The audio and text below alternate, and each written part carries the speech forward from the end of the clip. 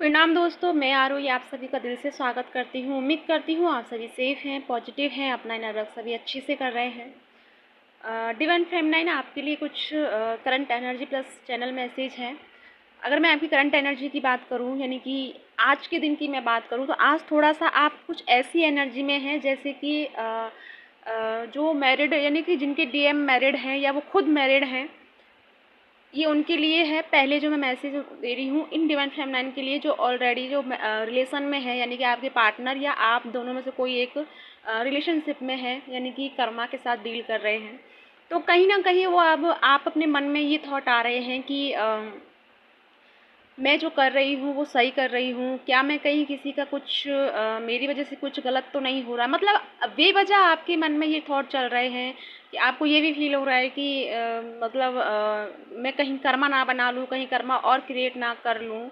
और ये जो मैं जर्नी में चल रही हूँ और जो मैं इच्छा कर रही हूँ या जो मैं अपने पार्टनर के लिए जो मैं मैनिफेस्ट कर रही हूँ उन्हें पाने के लिए या उनको उनके साथ रीयूनियन के लिए, तो कहीं ना कहीं आप उनके साथ जुड़े हुए चीज़ों के बारे में भी डिस्कस कर रही हैं, अपने मन में सोच रही हैं कि अगर मैं ऐसा करती हूँ या ऐसा होता है तो कल को अगर जो उनके साथ जो रिश्ते जुड़े हैं उनको कोई इफेक्ट तो नहीं पड़ेगा, उनके साथ क्या होगा क्या नहीं होगा। तो थोड़ा सा आप इस एनर्जी में सोच रही हैं कि मैं जो जिस रास्ते पर हूँ वो सही भी है या गलत है।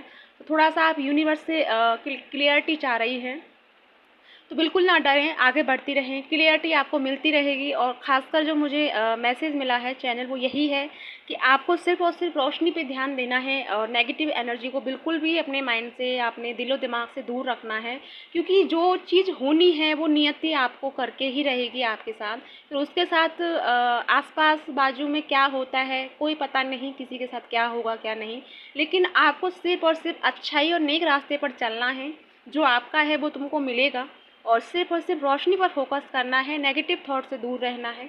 और जितना हो सके अपनी जो सेल्फ डाउट हैं उनको दूर करो, उनको हील करो, उनको खुद ही हील करो और खुद उनके साथ पीस क्रिएट करो। क्योंकि अभी आप जो सोच रहे हो वो अभी फ्यूचर में होगा या नहीं होगा, ये फ्यूचर का प्लानिंग है। तो आप अभी फ्यूचर पर फोकस ना करके अभी प्रेजेंट मोमेंट पर फोकस करें और अपने आप पर यही कहें, क्योंकि आप कभी गलत नहीं कर सकते, क्योंकि आपने सही रास्ता चुना है तो आप कभी गलत नहीं कर सकते। बट फिर भी आपको ये रियलाइज़ हो रहा है कि कहीं मेरी वजह से किसी के साथ गलत ना हो, नाइंसाफ़ी ना हो। तो ये सब चीज़ें आप यूनिवर्स को सरेंडर कर दें और बस सिर्फ़ और सिर्फ अपनी लाइट पर फोकस करें, अपनी सोल पर फोकस करें। आप जो दोनों की जो सोल है उस पर फोकस करें। जो 3D लाइफ में जो उनकी बॉडी लैंग्वेज है या आपकी बॉडी लैंग्वेज है उस पर फोकस नहीं करें कि इस बॉडी के साथ, यानी कि इस देह के साथ जो भी रिश्ते जुड़े हैं ये सिर्फ इस शरीर के रास्ते के या शरीर के अकॉर्डिंग के जो रिश्ते बने हुए हैं इस 3D लाइफ में, उन पर फोकस नहीं करना है। सिर्फ अपनी सोल को फोकस करना है, सोल को जानना है, सोल को समझना है और सिर्फ सोल को ही लेकर चलना है। आपको हर पल हर मिनट थॉट में यही रखना है कि आप दोनों सोल एक हो। ये जो बॉडी मिली है इस बॉडी के साथ, यानी कि इस शरीर के साथ जो रिश्ते बने हैं ये सिर्फ एक कार्बनिक रिश्ते हैं, कार्बनिक नहीं, सॉरी गाइज, कर्मा वाले रिश्ते हैं, कार्मिक रिश्ते हैं। तो उन रिश्तों पर इतना फोकस नहीं करना, उनमें उलझ कर टाइम वेस्ट नहीं करना, क्योंकि इस टाइम आपकी एनर्जी बेहद अच्छी चल रही है, डिटैच वाली एनर्जी चल रही है। लेकिन फिर भी बार बार ये कर्मा और ये नेगेटिव एनर्जी आपको बार बार उसी तरफ खींच रही है, उसी लूप में फंसाने की कोशिश कर रही है। तो थोड़ा सा अवेयरनेस के साथ रहें कि कौन सी चीज़ आपको एक तरह से माया का जाल फैला रही है, कौन सी चीज़ आपको नेगेटिव एनर्जी आपको वापस से खींच रही है।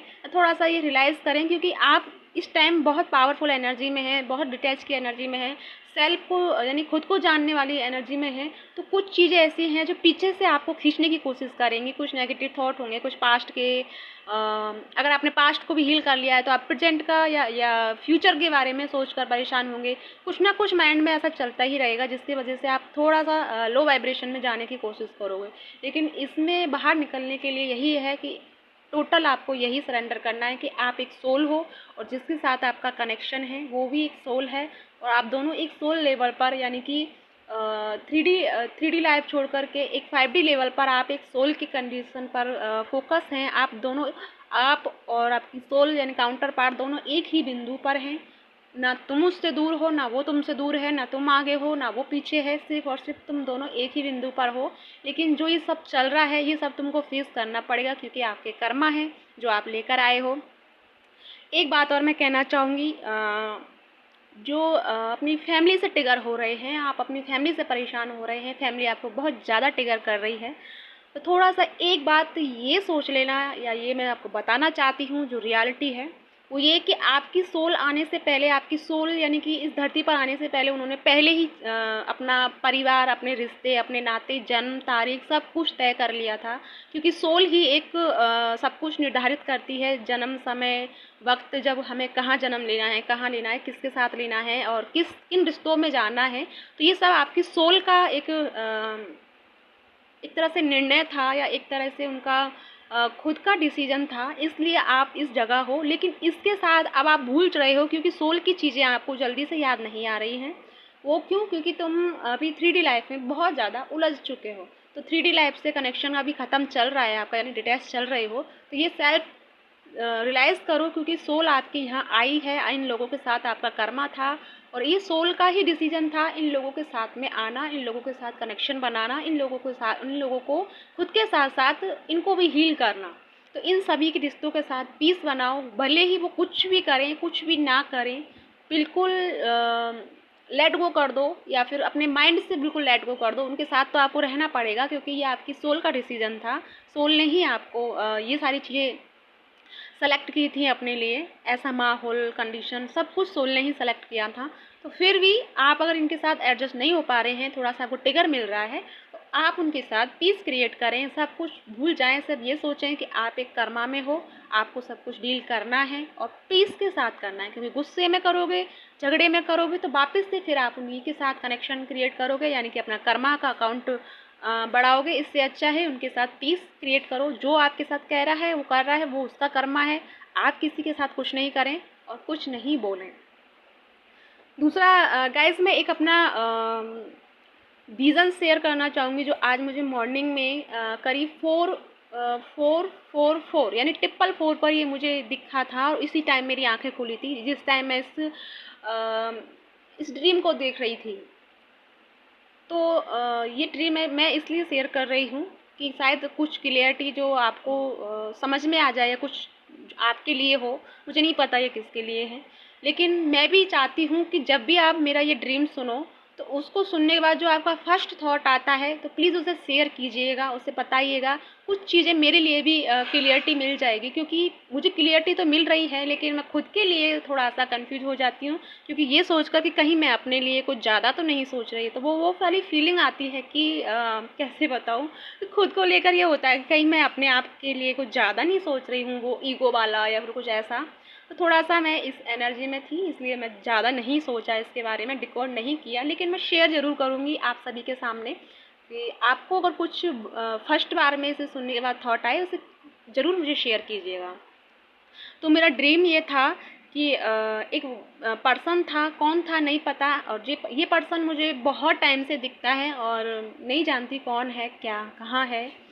लेकिन मैं इसको देखती हूँ, लेकिन ये जो मुझे दिखा, इसके चारों तरफ गोल्डन लाइट थी और इसकी बॉडी से गोल्डन किरणें निकल रही थी, और इसके हाथ में एक लेटर था और वो लेटर उन्होंने मुझे दिया और मैंने वो लेटर लिया। जब मैंने उसे खोला तो उसमें 11 नंबर था, और वो 11 नंबर देखने के बाद जैसे ही मैं उसकी तरफ देखने लगी, पूछने की कोशिश की ये क्या है, इतने में ये मेरा ड्रीम टूट गया। यानी कि मैं जाग गई थी, और उस टाइम जब मैं जागी तो ट्रिपल 4 हो रहे थे मॉर्निंग के, और ये मेरा ड्रीम था, यानी विज़न था जो मुझे आज दिखा। अगर आपके साथ कुछ चीज़ें इसमें कनेक्ट हो, आपको कुछ इसमें आपके लिए कुछ हो, मैसेज हो, हिडन मैसेज हो जिसे आप समझ पाओ, तो प्लीज़ आप अपने लिए डिकोड कीजिएगा।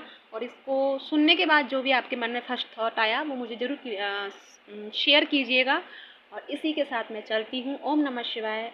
एक और बात गाइस कि इससे आगे, यानी कि ये एनर्जी जो डिटैच वाली एनर्जी बन रही है, आप सभी के साथ चल रही है, तो इसमें आपको क्या करना चाहिए, किन चीज़ों का एफर्ट डालना चाहिए अपनी पर्सनल लाइफ में, यानी कि इन सब पर, यानी कि आप एक तरह से स्पिरिचुअल लाइफ में आगे बढ़ना चाह रहे हैं, उसी वे में चल रहे हैं, और उसी पर अपना यानी कि आपकी सोल की रिक्वायरमेंट उसी तरफ चल रही है। तो आप अगर जानना चाहते हैं कि इसमें आप क्या करना चाहते हैं और कैसे आप अपनी जर्नी में और आगे बढ़ना चाहते हैं, मतलब इसमें कुछ क्लियरिटी चाहते हैं कि आप क्या करें ऐसा जो आपकी लाइफ में वो संतुलन या वो बैलेंस बना रहे, तो प्लीज़ मुझे कमेंट में बताइएगा, ताकि मैं कल आपके लिए वो वीडियो लेकर आऊँ, जिससे आपको कुछ राहत मिले और कुछ चीज़ों का इसमें चलकर आपको कुछ चीज़ें पता चलें, और जो ये जो एनर्जी चल रही है उसमें थोड़ी सी आपको क्लियरिटी मिले और आप और ज़्यादा कनेक्शन बना पाएँ यूनिवर्स के साथ, एंजल्स के साथ। तो मुझे ज़रूर बताइएगा, मुझे वेट रहेगा, कमेंट कीजिएगा। और अगर आप लोगों के कमेंट ज़्यादा हुए इस बात पर, तो मैं कल ज़रूर आपको इस पर वीडियो लेकर आऊँगी। तो या गाइस, इसी के साथ मैं चलती हूँ। ओम नमः शिवाय। जय शिव शक्ति।